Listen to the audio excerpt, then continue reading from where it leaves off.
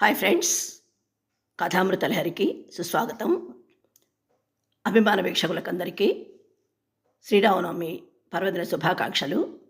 ఈరోజు ఆ తరం అపురూపం ధారావాహిక 10th పార్టు వినిపించబోతున్నాను. స్కిప్ చేయకుండా కథ మొత్తం వినండి. ఇక కథలోకి వచ్చేస్తున్నాను.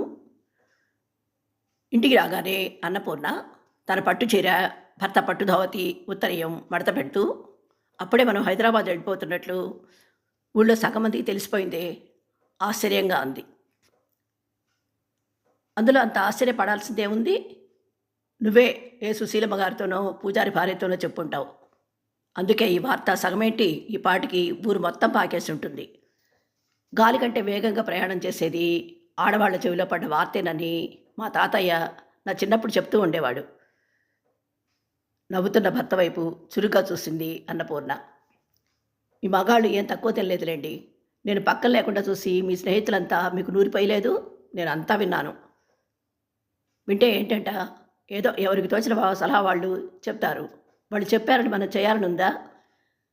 నీ ఇష్ట ప్రకారమే చేద్దామని నేను ముందే చెప్పాను కదా. ఇంక అవన్నీ పట్టించుకోవడం మానేయ్, చిరాగ్గా అన్నాడు సీతారామారావు.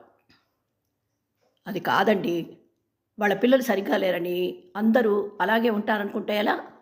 మన కొడుకు కోడళ్ళు ఎలాంటి వాళ్ళో మనకు తెలియదా?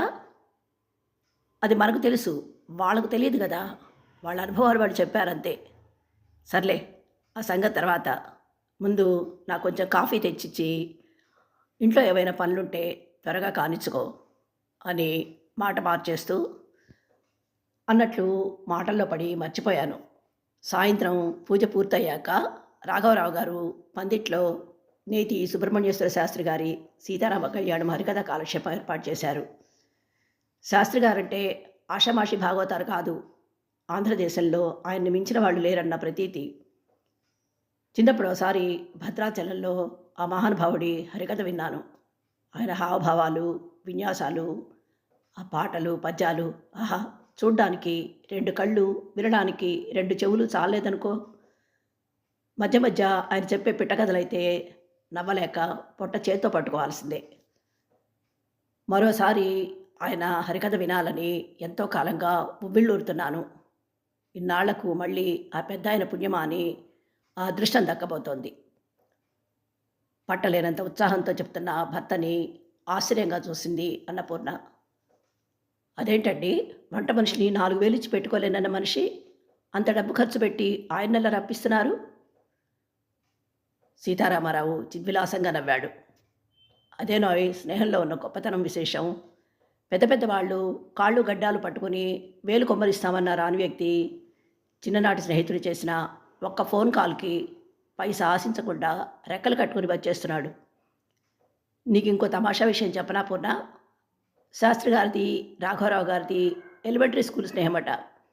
అప్పట్లో ఆయనకి అన్న 2 అక్షరాలు నేర్చుకోవడానికి 6 నెలలు పట్టిందిట. అలాంటి వాడు ఇంత గొప్ప పేరు, ప్రఖ్యాతులు సంపాదించుకోవడం అంటే అది మామూలు విషయం కాదు. నిజంగా పూర్వజన్మ సుకృతమే. చెట్టెక్కి కొమ్మనరుకున్న కాళిదాసు కాళీమాత దయ వల్ల మహాకవి అయినట్లు శాస్త్రి గారికి ఈ విద్య ఆ దైవానుగ్రహం అయి ఉంటుంది. ఆ విషయం ఆయన చెప్పే కథ ఒకసారి వింటే నీకే అర్థమవుతుంది. మరి లేచి త్వరగా బయలుదేరు అంటూ హడావిడి పెట్టాడు. భాగవతారు గారి గురించి భర్త అంత గొప్పగా చెప్తుంటే అన్నపూర్ణ ఆత్రం పట్టలేక చిటికలో రెడీ అయింది.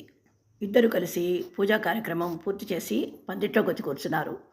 10 నిమిషాలకి శాస్త్రి గారు కారు దిగి నేరుగా రాఘవరావు గారి దగ్గరకు వచ్చి ఆప్యాయంగా ఆలింగనం చేసుకుని వెంటనే స్టేజి ఎక్కి కథ ప్రారంభించారు. మరుక్షణం పందిట్లో చీమ చిటుక్కుమన్నా వినిపించేటంత నిశ్శబ్దం. శ్రోతలందరూ ఆయన గానం చేస్తున్న రామాయణ కథామృతంలో ఒల్లలాడుతూ సర్వం మరిచిపోయారు. కథ విన్నారు కదా. ఈ ఎపిసోడు ఇంతటితో ముగిస్తున్నాను. త్వరలో మరో ఎపిసోడ్తో మీ ముందుంటాను. అంతవరకు సెలవు. Thank you.